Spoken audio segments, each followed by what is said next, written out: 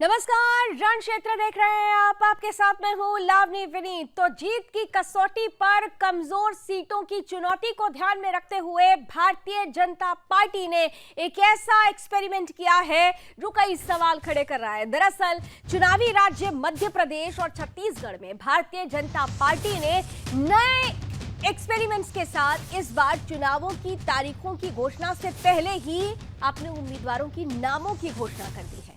अब जिस तरीके से भारतीय जनता पार्टी इस रणनीति के तहत आगे बढ़कर आई है, ये कहा जा रहा है कि क्या ये जो लिस्ट जारी की गई है, ये जारी की गई लिस्ट कांग्रेस पर कोई मनोवैज्ञानिक दबाव बना रही है। क्या ये भारतीय जनता पार्टी का मास्टर स्ट्रोक है? क्या भारतीय जनता पार्टी ने इस बार तय कर लिया है कि 2024 से पहले होने वाले विधानसभा चुनाव जो 2023 में हो रहे हैं, ये दरअसल लिटमस टेस्ट है और इस लिटमस टेस्ट में जो परिणाम आएगा वो 2024 की दिशा और दशा निर्धारित करेगा। और इसीलिए होमवर्क पहले ही तैयारी के साथ पूरा करने की ये कोशिश है और इस कोशिश में मध्य प्रदेश की 39 सीटें और छत्तीसगढ़ की 21 सीटों पर नामों की घोषणा कर दी गई है। भारतीय जनता पार्टी इसे मास्टर स्ट्रोक कह रही है, कांग्रेस कह रही है कि कोई फर्क नहीं पड़ता। अब किसे फर्क पड़ता है, किसका प्रभाव ज्यादा होता है, कौन दबाव बनाता है और कौन जीत की श्रृंखला में आगे बढ़ता है, ये तो समय बताएगा। लेकिन इतना जरूर है कि जिस तरीके से भारतीय जनता पार्टी ने चुनावी तारीखों की घोषणा से पहले ही नामों की घोषणा कर दी है चंद महत्वपूर्ण सीटों पर, वो महत्वपूर्ण सीटें जहां पर भारतीय जनता पार्टी या तो बहुत बार हारी है या फिर सीधे तौर पर यहां जो अंतर रहा है जीत और हार का बहुत कम रहा है। और इसीलिए भारतीय जनता पार्टी ने अपना लक्ष्य और उद्देश्य दोनों ही जीत रखते हुए जीत की ही कसौटी पर कमजोर सीट की चुनौती के लिए इन नामों की घोषणा करके अपनी रणनीति स्पष्ट कर दी है। क्या होगा इसका बड़ा प्रभाव, आज इसी पर करेंगे खुलकर बहस। मेरे साथ कुछ ही देर में जुड़ेंगे कुछ खास अतिथि, कराऊंगी उनसे आपका परिचय। लेकिन सबसे पहले आज की ये टीजर रिपोर्ट।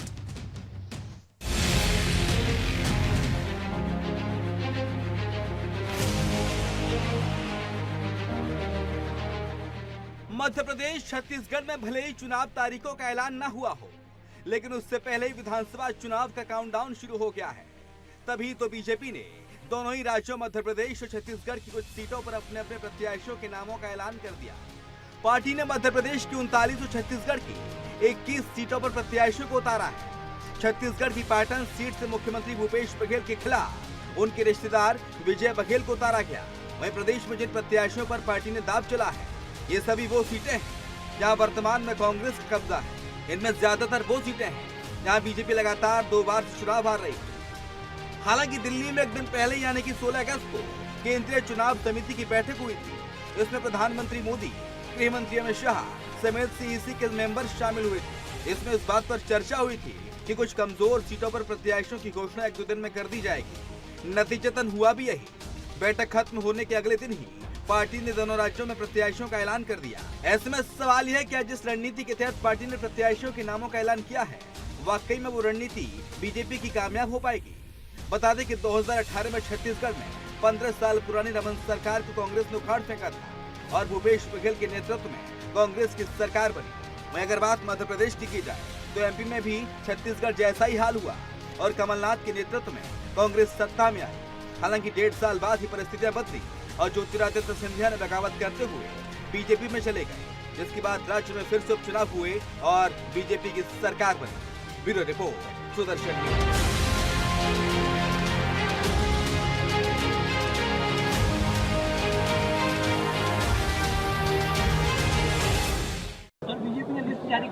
हाँ, मुझे पता चला 21 लोगों की लिस्ट जारी हुई है। क्या कहेंगे?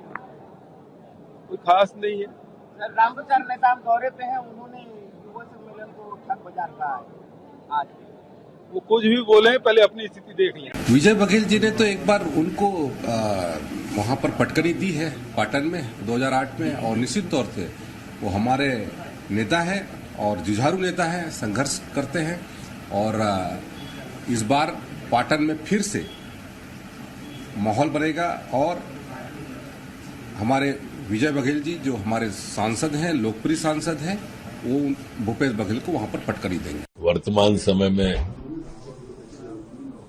भारतीय जनता पार्टी ने हमारे जो योग्य और अनुभवी प्रत्याशी थे, कार्यकर्ता थे, वो 39 नामों की सूची जारी की है। सरकार हो या पार्टी, हमारे नेतृत्व जो है दूरदृष्टि से काम करता है। सर, इसमें ये भी देखा जा रहा है कि जो जिसपे थोड़ा सा वीक थी बीजेपी, जिसकी कैटेगरी बनाई गई थी A, B, C और D, तो जिन कार्यकर्ताओं की कोई कैटेगरी नहीं है भाई, सब समर्पित कार्यकर्ता है, निष्ठावान कार्यकर्ता है और सब जीत के आएंगे। नौजवानों को ठगा है, बुजुर्गों को ठगा है, किसानों को ठगा है, व्यापारियों को ठगा है, शासकीय कर्मचारियों को ठगा है और केवल पैसे से ठगना और भ्रष्टाचार ही नहीं है, पर यह भी हमें पहचानना है कि इनकी नीति और नियत भी ठगने वाली। तो नीति नियत की बात जरूर हो रही है, लेकिन भारतीय जनता पार्टी ने नीति और नियत की ही स्पष्टता को ध्यान में रखते हुए जिस तरीके से चुनावी तारीखों की घोषणा से पहले ही नामों की घोषणा की है चंद महत्वपूर्ण सीटों पर, वो ये बता रही है कि इस बार रणनीति बड़ी महत्वपूर्ण रूप से काम आने वाली है। लेकिन क्या ये वाकई कांग्रेस के लिए एक बड़ी चुनौती है? कांग्रेस ऐसा मानती है? आइए ये सब कुछ प्रश्न पूछने के लिए हमारे साथ, मैं आपके साथ हूं, लेकिन जवाब देने के लिए हमारे साथ जो अतिथि हैं, आइए उनका परिचय आपसे करा देती हूं। हमारे साथ आज जाने माने पॉलिटिकल एक्सपर्ट देख पा रही हूं मैं, अनिल गर्ग साहब हैं, बहुत बहुत स्वागत है। भारतीय जनता पार्टी का पक्ष रखने के लिए हमारे साथ बीजेपी एसटी मोर्चा छत्तीसगढ़ के अध्यक्ष विकास मरकाम साहब हैं, बहुत बहुत स्वागत है। और साथ ही साथ कांग्रेस से तेजतर्रार प्रवक्ता हैं भरत सिंह जी हमारे साथ हैं। भरत जी, आपका भी बहुत बहुत स्वागत है। तो लिस्ट सामने आ चुकी है, भले ही अभी चंद चेहरे सामने आए हैं, लेकिन इन चेहरों के साथ ही और इन लिस्ट के साथ ही भारतीय जनता पार्टी ने अपना स्टैंड क्लियर कर दिया है। आप सभी के मन में क्या चल रहा है, क्या किस तरह से आप इसे लेते हैं? तो चलिए, रण क्षेत्र तैयार हो चुका है, चुनावी अखाड़ा तैयार हो चुका है और अपने अपने तरीके से पहलवानों को तैयार कर दिया गया है। लेकिन ये जो चुनावी पहलवान है, बीजेपी ने काफी हद तक उनके चेहरे स्पष्ट करने की कोशिश की। कांग्रेस के लिए अभी इंतजार की घड़ी है। सबसे पहले आइए प्रतिक्रिया पॉलिटिकल एनालिस्ट की ले लेते हैं। पॉलिटिकल बॉडीज तक पहुंचने से पहले किस तरीके से अनिल जी देख रहे हैं आप? लिस्ट जारी की गई है, सेलेक्टिव जो चेहरे हैं और खासतौर से वो सीटें जहां पर भारतीय जनता पार्टी अपने आप को कमजोर मानती है। ये अभी कुछ दिन पहले आप सभी जानते हैं कि बाकायदा कैटेगरी डिवाइड की गई भारतीय जनता पार्टी की तरफ से और CD कैटेगरी कही जा रही है। इस पे इस रणनीति को क्या आप प्रभावी मानते हैं? कैसे लेते हैं इस रणनीति को? लावनी जी, ये जो आप ABCD कैटेगरी की बात कर रही हैं, ये पहली बार नहीं हुआ है। ABCD कैटेगरी हर राजनीतिक पार्टी बहुत पहले से करती आई है और उनको मालूम रहता है जो D कैटेगरी की सीटें हैं, ये वो सीटें मानी जाती है जिसपे आज तक वो कभी जीते नहीं या जीतना उनको मुश्किल लगता है। और हमेशा ये माना जाता था, और मैं राजनीतिक क्षेत्रों में जब घूम के बात करता था सो कॉल्ड अपने राजनीतिक कार्यकर्ताओं से अलग अलग पार्टी के, तो वो लोग कहते भी थे कि कम से कम हमारी पार्टी को जो सीटें मालूम है कि नहीं जीत पाएंगे या बहुत मुश्किल है जीतना, उसके बारे में तो कम से कम घोषणा बहुत पहले कर देनी चाहिए ताकि उम्मीदवार को बहुत ज्यादा समय मिल पाए। तो एक रणनीति तो बीजेपी की इस बार ये रही है कि उन्होंने अपने उम्मीदवारों को ज्यादा समय देने के लिए, ताकि वो जनता के बीच ज्यादा जा सके, अलग अलग समुदाय के लोगों से मिल सके, अपने अलग अलग ग्रुप है, अगर उनको कोई मान मनोबल की जरूरत पड़ती है तो उसको कर सके, तो उनके पास बहुत समय रहेगा। नहीं तो इलेक्शन घोषित होने के बाद 20 से 25 दिन मिलते थे और उसके अंदर वो चुनाव प्रचार करे या बाकी लोगों से अलग अलग मिले, उसको समय मिलता नहीं था। एक बात। दूसरी बात, बीजेपी ने ये मास्टर स्ट्रोक खेला है। ये मैं क्यों कह रहा हूं मास्टर स्ट्रोक है? अगर आप इनकी घोषित की हुई सीटों को देखें, मैं छत्तीसगढ़ पे आऊं तो 21 सीटों में उन्होंने 5 महिलाओं को, 10 SC को और 10 ST को और 1 SC को, यानी 16 सीटें उस समुदाय को, उस वर्ग को दिए जिसको हम कहते थे थोड़ा उपेक्षित वर्ग है। तो उन्होंने एक तरह से अपनी तरफ से ये दिखाने की कोशिश की है, जनता को बताने की कोशिश की है कि भारतीय जनता पार्टी महिलाओं के साथ है, भारतीय जनता पार्टी अनुसूचित जनजाति के साथ है, अनुसूचित जाति के साथ है। तो ये एक तरह संदेश है। तीसरा एक बड़ा संदेश है, जैसे उन्होंने वर्तमान में दुर्ग से जो उनके सांसद हैं वर्तमान में विजय बघेल जी, उनको उतारा है अपने मौजूदा कांग्रेसी जो अपने मुख्यमंत्री है उनके खिलाफ। यानी एक तरह से उन्होंने ये संदेश भी दिया है कि जो कांग्रेस के जो बड़े नेता हैं उनको उनके ही विधानसभा क्षेत्र में, उनके ही दुर्ग में उनको घेरेंगे। तो ये 3 तरह के संदेश है। ऐसे ही मध्य प्रदेश में किया है। आप देखो मध्य प्रदेश में लाल सिंह आर्य जी को उस जगह उतारा है जहां पिछली बार ज्योतिराव सिंधिया के समर्थक माने जाने वाले उपचुनाव में हार गए थे।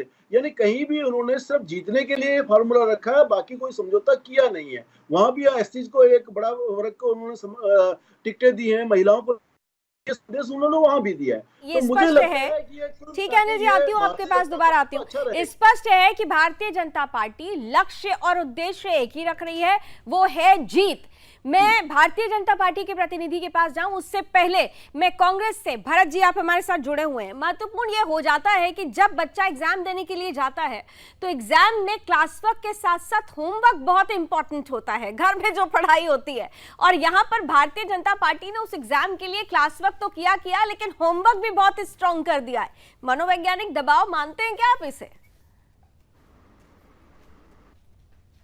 जी, आपने शुरुआत में ही मेरा काम आसान कर दिया ये कह के कि भाजपा ने अपनी कमजोर कैंडिडेट और कमजोर सीटों पे कैंडिडेट उतारे हैं।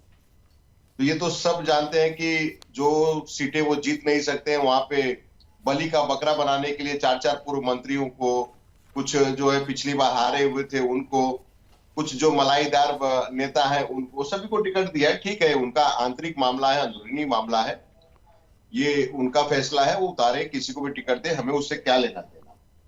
दूसरी चीज मैं ये कहूंगा कि आपने मनोवैज्ञानिक दबाव की बात, तो ये कितना उनके ऊपर मनोवैज्ञानिक दबाव है भाजपा के ऊपर कि अभी से वो जो है कमजोर सीट चुनने चालू कर दिए। कि उन्होंने ये बता दिया है कांग्रेस पार्टी को, या पूरा ये दिखाया है कि भाई हमारी इतनी कमजोर सीटें हैं, इसको आप ले लीजिए, उसके बाद में जो अगली सीट डिक्लेयर करेंगे तो हम बताएंगे कि ये कैटेगरी के है कि बी कैटेगरी की है, कि सी वाला तो अभी उतारा है, बी वाला उतारेंगे, फिर उसके बाद ए वाले उतारेंगे। तो उनको ये पता है अच्छी तरह से कि पिछले 5 सालों में जो चोरी की सरकार है, चोरी की हुई सरकार ये चला रहे हैं, उस सरकार में काम के नाम पे ये नहीं बता सकते कि 5 सालों में हमने काम क्या किया है। काम के नाम पे गिना नहीं सकते हैं कि हम काम क्या किए, तो ये करेंगे क्या। तो इसी तरह से जो है अपने कैंडिडेटों को उतारे, बहुत बहुत बधाई है उनको जिसको जिसको उतारा है। लेकिन कांग्रेस पार्टी मजबूती से मध्य प्रदेश का चुनाव जीत रही है, क्योंकि देखिए जिस तरह से ज्योतिरादित्य सिंधिया जी के साथ जितने लोग गए थे, मुझे लगता है कि 70% लोग फिर से वो वापस आ गए हैं, घर वापसी कर लिए हैं। तो उनको कहीं ना कहीं ये डर सता रहा था कि सिंधिया जी के पास साथ हम तो चले गए, लेकिन खतरा हमारे सर पे मंडरा रहा है। अगर कोई जिता सकता है वो तो कांग्रेस पार्टी जिता सकती है, कमलनाथ जी जिता सकते हैं। लेकिन भरत जी देखिए, कॉन्फिडेंस होना बहुत अच्छी, कॉन्फिडेंट होना बहुत अच्छी बात है, लेकिन जब ओवर कॉन्फिडेंट हो जाए आदमी तो खतरा मंडराने लगता है। और आपने कहा ना कमजोर कड़ी, तो व्यक्ति को पहले अपनी कमजोरी को ही दूर करना चाहिए, और वही दूर करने की कोशिश भारतीय जनता पार्टी कर रही है। शायद इसलिए मैंने उस मिल के लिए कहा कि क्या ये आपके लिए कोई चुनौती तो नहीं होगा। बहरहाल मैं एक कॉमेंट जल्दी से अब विकास मरकाम साहब से ले लेती हूँ। विकास जी, भारतीय जनता पार्टी तैयार है, कांग्रेस कह रही है कोई फर्क नहीं पड़ता, आप भले ही कमजोर सीट या फिर जो आपकी तगड़ी सीट है आप उस पर अभी से ही घोषणा कर दीजिए, जीत तो कांग्रेस की पक्की है। विकास जी, भारतीय जनता पार्टी द्वारा अधिकृत प्रत्याशियों की घोषणा करना भाजपा की चुनावी रणनीति का हिस्सा है। अभी मैं कांग्रेस प्रवक्ता जिसको सुन रहा था कि कैसे कांग्रेस इस निर्णय को न निगल पा रही है न पचा पा रही है, क्योंकि वास्तव में जहां कांग्रेस ने अभी भी सिर फुटौल, गुटबाजी और राजनीतिक उड़ापों से ग्रसित है, वहीं भाजपा स्पष्ट सोच और मजबूत रणनीति के तहत अब आगे बढ़ रही है। भाजपा उम्मीदवार घोषित कर रही है क्योंकि भाजपा के पास योग्य उम्मीदवार हैं, जबकि कांग्रेस अभी अंतरकलह से ग्रसित है। जनता टिकट वितरण इस बात को भी सिद्ध करता है कि भारतीय जनता पार्टी छत्तीसगढ़ और मध्य प्रदेश के चुनाव में कांग्रेस के 2 कदम आगे है, जबकि कांग्रेस पार्टी में टिकट के लिए अभी भी मोल भाव का दौर जारी है। जितना जो अधिक पैसा देगा उसको टिकट मिलेगा, इस मानसिकता के लोग अब भारतीय जनता पार्टी के मुकाबले के लायक नहीं है। कांग्रेस में जो है एक दूसरे को निपटाने का दौर जारी है। मैं ये भी कहना चाहता हूं कि हमारे जो कांग्रेस के अध्यक्ष हैं दीपक देव, वो भूपेश जी के हाथों की कठपुतली है। इसलिए कांग्रेस के संगठन नाम का कोई चीज नहीं है। और कल भी हम लोगों ने जांजगीर चांपा में इस बात को देखा कि कैसे उनके प्रभारी शैलजा जी के आगे कांग्रेस के कार्यकर्ता आपस में भिड़ के सिरफुटौल और मारपीट कर रहे थे। आज कांग्रेस जो है वैचारिक रूप से, सांगठनिक रूप से और चारित्रिक रूप से बर्बादी के कगार पर है, जबकि भारतीय जनता पार्टी का संगठन जो है एक मजबूत संगठन है और हमारे कार्यकर्ता जो है वो संगठित होकर एक योग्य नीति के तहत हमें चुनाव लड़ने ठीक की है। लेकिन रणनीति विकास जी लेकिन संगठनात्मक स्तर पर जो मजबूती की आप बात कर रहे हैं, एक बदलाव तो कांग्रेस ने भी किया था ना, अपने प्रदेश अध्यक्ष को बदल दिया। जिस सिरफुटौल की बात आप कर रहे हैं भूपेश बघेल और टीएस सिंहदेव में चल रहा था, उस सिरफुटौल को भी बैलेंस कर दिया गया। यानी ये तो नहीं कहा जा सकता कि कांग्रेस के खेमे में ऑल इज गुड की स्थिति नहीं है, वो अपनी तैयारी के साथ भी आगे बढ़ रहे हैं। तो क्या आप नहीं मानते कि ये आपके लिए एक चुनौती होगा? आपके लिए भी होगा। कॉन्फिडेंस ठीक है, ओवर कॉन्फिडेंस गड़बड़ हो जाएगा साहब। विकास जी, कांग्रेस में अभी भी सिरफुटौल की स्थिति है। आप सरगुजा क्षेत्र में चले जाइए, आप देखेंगे कि टीएस सिंहदेव की क्या स्थिति है। टीएस सिंहदेव की कोई सुनने वाला नहीं है। पूरे छत्तीसगढ़ में आज स्थिति यह है कि उनके मंत्रियों को उनके जिलों में सुना नहीं जा रहा है। मुख्यमंत्री जी वन मैन शो की तरह काम कर रहे हैं और उसके कारण आज कांग्रेस के कार्यकर्ताओं में एक अविश्वास का भाव पैदा हुआ है। क्षेत्र की जनता में अविश्वास का भाव पैदा हुआ है। और इसीलिए आप देखिएगा, मैं अक्सर कहता हूं इस बात को, हमारा जो धरना प्रदर्शन का जो स्थल है, पहले रायपुर से उदय स्थल बुढ़ा तालाब के पास था, जगह कम होने के कारण आज नई राजधानी में उसको शिफ्ट किया गया और नई राजधानी में भी जो है हाउसफुल का शो चल रहा है। कांग्रेस सरकार के प्रति जो अविश्वास है वो हाउसफुल है। आप इन सब बातों से भारत जी, विश्वास और अविश्वास, आप लोगों का एक अविश्वास प्रस्ताव भी आया था साहब, गिर गया था वो। और यहाँ पर भी देखिए विश्वास और अविश्वास की ही लड़ाई है। देखिए विकास जी के नाम को भी अगर सार्थक कर देती भाजपा की, विकास के नाम पे विकास कर लेती तो शायद मुझे लगता है कि बहुत अच्छा होता। ये पहले तो इन्होंने कहा कि सिरफुटौल, तो मैं पहले तो मध्य प्रदेश का सिरफुटौल थोड़ा सा इनको बता दूं। जिस तरह से ज्योतिरादित्य सिंधिया जी के अंदर, जिस तरह से नरोत्तम मिश्रा जी, जिस तरह से जो है इनके कैलाश विजयवर्गीय जी, मामा यानी कि शिवराज सिंह चौहान के सिरफुटौल, सर दर्द बने हुए हैं, खेमा करके बड़े बैठे हुए हैं, उसका क्या करेंगे ये? हमारे यहाँ देखिए मध्य प्रदेश में कोई सिरफुटौल नहीं है। दिग्विजय सिंह जी वो अपना काम कर रहे हैं। सर कमलनाथ जी का भी कुछ दिन पहले एक सभा कर रहे थे, मुझे याद नहीं आ रहा है कहाँ सभा कर रहे थे, माफी चाहती हूँ, लेकिन इतना जरूर है, सभा के दौरान ही उन्होंने कहा था कि यहाँ तो ये हालत है साहब कि एक सीट पर 21 कैंडिडेट है। अब 21 कैंडिडेट अगर एक सीट पर है तो फिर सिरफुटौल तो फिर वहां पर भी चल रही है ना। देखिए सोचिए कि हमारी दौसा में थी वो दौसा की बात कर रही हैं आप। वो सभा चल रही थी जहां पर उन्होंने ये बात कही। ठीक है, मैं लावनी जी मैं ये कहता हूं कि हमारे पास कितने मजबूत कैंडिडेट हैं, 21 कैंडिडेट मजबूत है। हमें जिसे चुनना होगा हम चुन लेंगे। भाजपा तो अभी हारे हुए कैंडिडेट को दे रही है, उनके पास तो कैंडिडेट नहीं बचे। दूसरा, मैं भूपेश बघेल जी की छत्तीसगढ़ की बात करता हूं, मैं गिना दूंगा काम आपको कि कितना उन्होंने विकास किया है, लेकिन वहीं से विकास जी आते हैं। विकास जी बताएं कि भाजपा ने रमन सिंह की सरकार में कितना विकास किया था और इनकी सरकार जो है मध्य प्रदेश में चल रहा है, मध्य प्रदेश में इन्होंने कितना विकास किया है। 5 साल से इनकी सरकार है ना, तो करवा रहे हैं आपस में। विकास जी जवाब दीजिए जल्दी से, काउंटर जवाब, फिर अनिल जी के पास जाऊंगी। 2018 में जिस समय कांग्रेस की सरकार में आई थी, उन्होंने छत्तीसगढ़ की जनता से 36 वादे किए थे। मैं आपके इस चैनल के माध्यम से चुनौतीपूर्वक कह सकता हूं कि 36 में से 36 वादे आज अधूरे हैं।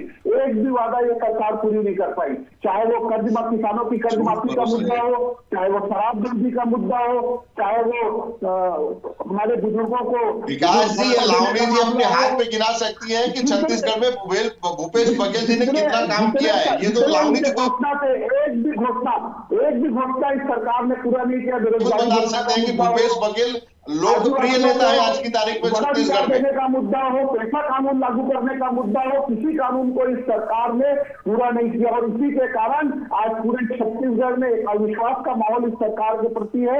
इससे यह सरकार जो है पूरी तरह अलोकप्रिय हो गई है।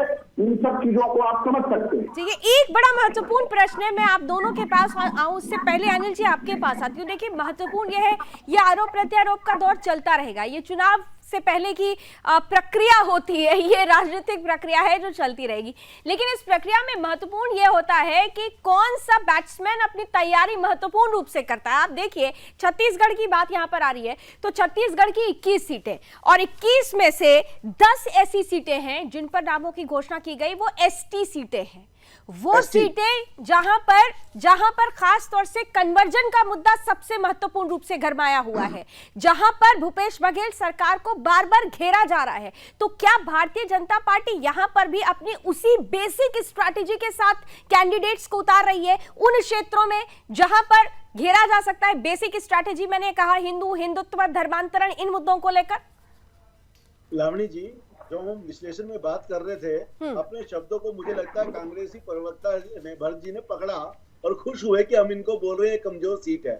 लेकिन कमजोर सीट हर पार्टी के पास होती है। भूपेश बघेल सरकार से पहले 15 साल रमन जी ने भी सरकार चलाई थी, उस समय कांग्रेसी लगातार हार रहे थे ना, तो उनकी कमजोर सीटें थी नहीं क्या वहां पे? अगर हर सीट वो जीत रहे होते तो रमन सिंह सरकार थोड़ी बनाते। तो हर पार्टी के पास कुछ ऐसी सीटें होती है जिनमें उन्हें 2 बार 3 बार लगातार हार मिलती है, जिसको हम उसको कमजोर सीट बोलते हैं, डी कैटेगरी सीट बोलते हैं। और उस सीट पे अगर भाजपा ने न सिर्फ उस कमी को स्वीकार किया है बल्कि उसके लिए तैयारी की और अधिक तैयारी करने के लिए पहले उम्मीदवार उतार दिए, तो एक बड़ा हुआ कदम है।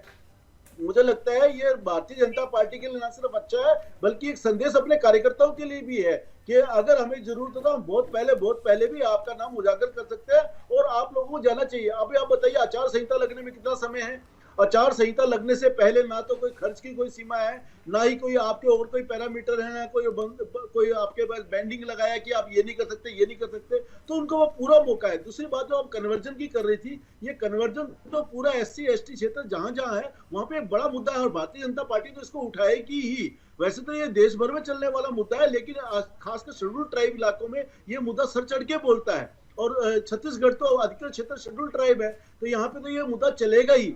इसलिए मैंने कहा है कि कांग्रेस से 10 कदम आगे भाजपा जो है आगे बढ़ के ये कदम उठाए, उसका निश्चित रूप से उनको लाभ मिलने वाला है। कांग्रेस इसका समर्थन इसलिए नहीं कर सकती क्योंकि ये वो नहीं कर रहे। कैसे कर सकते हैं कि भैया सामने वाली राजनीतिक पार्टी ने अच्छा काम किया, लेकिन मुझे लगता है ये भारतीय जनता पार्टी के लिए अच्छा कदम रहने वाला है।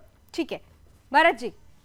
अनिल, देखिए गर्ग साहब, मैं ये समझता हूँ ये भाजपा ने खुद कहा है कि हमारी कमजोर सीटों को हमने दिया है। नहीं, भाजपा ने नहीं कहा भरत जी, ये कमजोर सीट मानती है, भाजपा मानती है। लगातार हारते हैं। मैं जवाब दे दूं, आपकी बातों को मैं सर आंखों पे रखता हूं भाई साहब।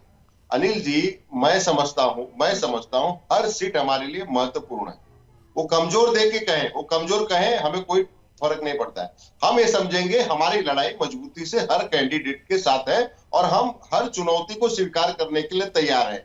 हम कोई जो है इसमें नहीं रहेंगे कि ये कमजोर है, ये बी है, ये है, ये सी है। मैं समझूंगा हमारे लिए सभी ए सीट है और ए सीट के हिसाब से हम लड़ेंगे और इनको धूल चटाएंगे। नहीं तो ए सीट के हिसाब से सर तैयारी तो नहीं समझ में आ रही है ना। ये कह देने से काम नहीं चलेगा कि हमने खूब काम किया, धरातल पर काम किया, ये तो मुद्दे होते हैं। लेकिन सबसे महत्वपूर्ण तो होता है ना, चेहरों से सेटिस्फैक्शन है या नहीं है। छत्तीसगढ़ और मध्य प्रदेश, छत्तीसगढ़ की अगर बात की जाए तो बहुत सारे ऐसे इलाके थे जहां पर देखा गया कि भूपेश बघेल साहब को भी लोगों की नाराजगी का सामना करना पड़ा। उधर मध्य प्रदेश में भी आपने देखा कि किस तरीके की परिस्थिति आई, कमलनाथ जी को लेकर जो वीडियो भी सामने आए थे, बहुत सारी परिस्थितियां थी।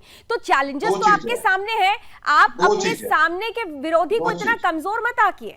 दो चीज समझिए, छत्तीसगढ़ में हमारी सरकार है, हम सरकार चला के काम गिना सकते हैं और काम पे ही लोग वोट मांगते हैं। हम जाति पे, मंदिर मस्जिद, हिंदू मुस्लिम, कब्रिस्तान, शमशान, इस पे हम वोट नहीं मांगते हैं। हम काम पे वोट मांगेंगे और हम बताएंगे कि हमने क्या काम किया है छत्तीसगढ़ में।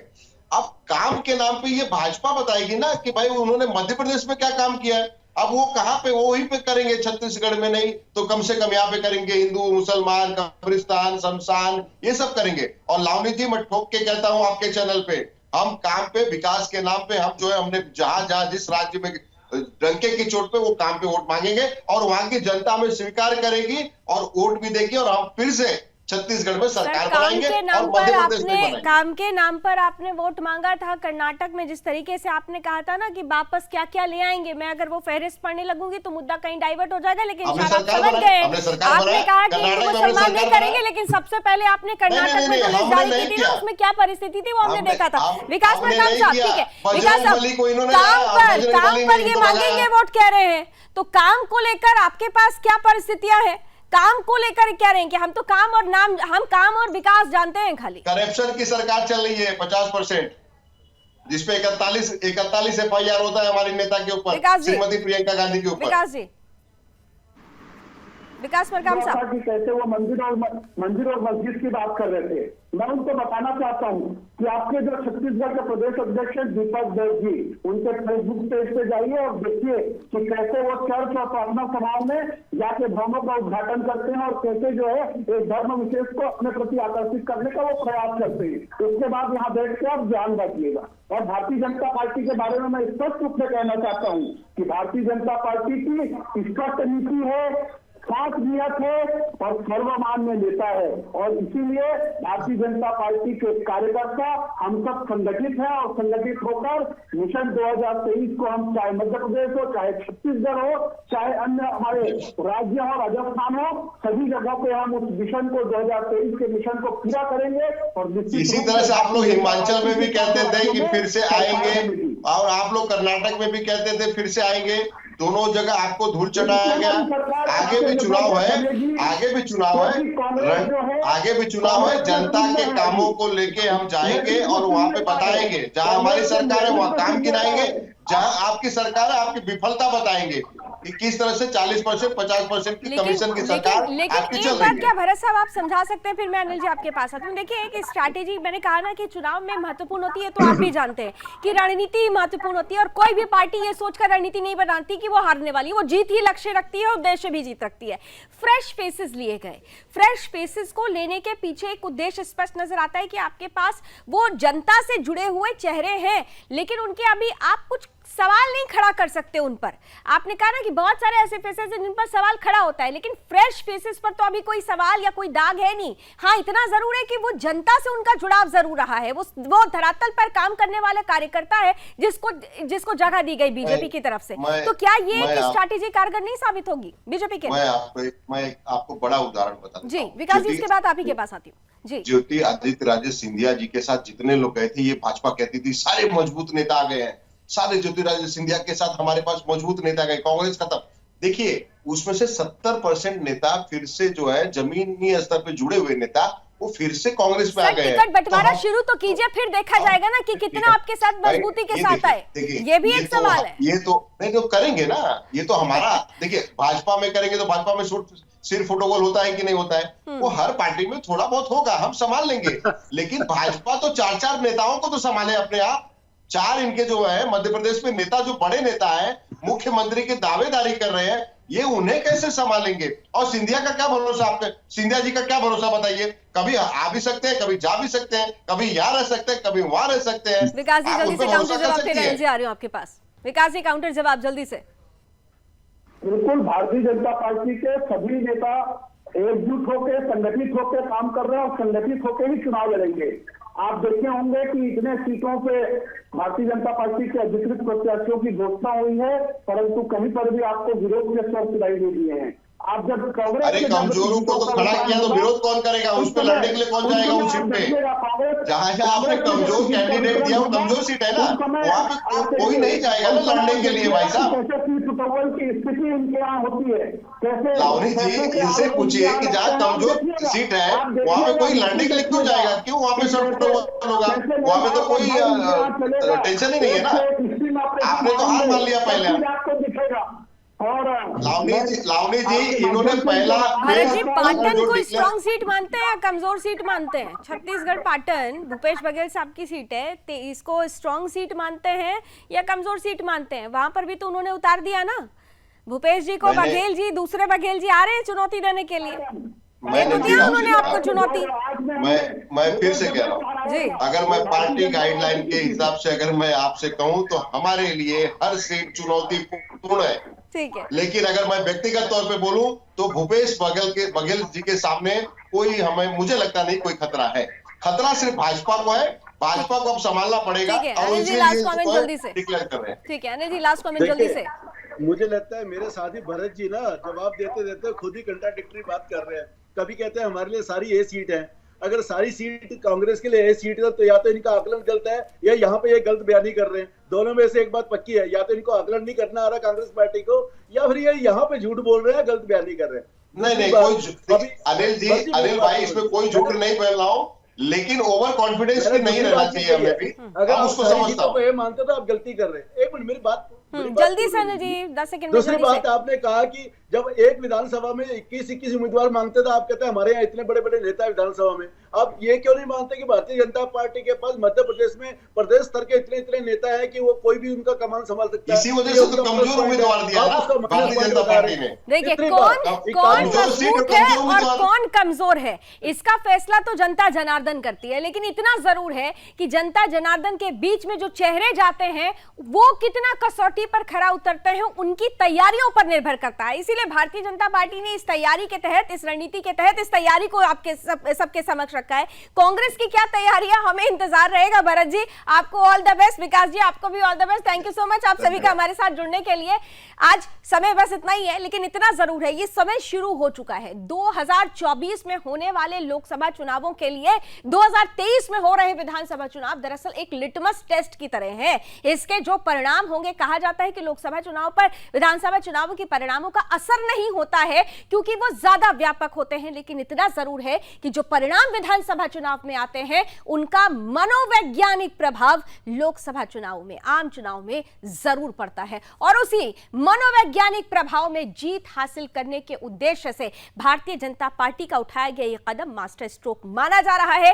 कांग्रेस इस चुनौती को किस तरह से लेगी, आगे कैसे रणनीति बनाएगी, इस पर हमारी नजर बनी रहेगी। फिलहाल आज की चर्चा में बस इतना ही। देश और दुनिया की तमाम खबरों के लिए आप जुड़े रहिए सुदर्शन न्यूज के साथ। जय हिंद।